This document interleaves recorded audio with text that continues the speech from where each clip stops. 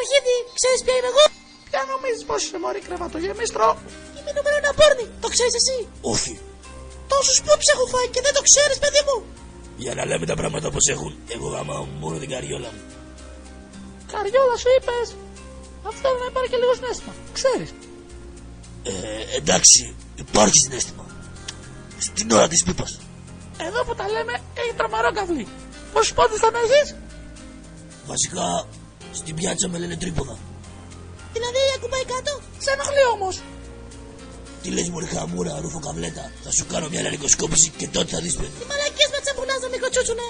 Παπαριές. Αφού νομίζετε ότι λέω παπαριές, θα παίξουμε ένα παιχνίδι. Ακούστε τι θα κάνουμε. Όπως όλοι γνωρίζουμε, ο κόλος απέχει 2 δάχτυλα. Από το μουνί.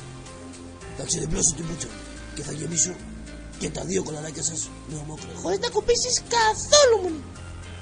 Εννοείται καθόλου. Λοιπόν, θα σας γαμίσω στεγνά και σάλιωτα.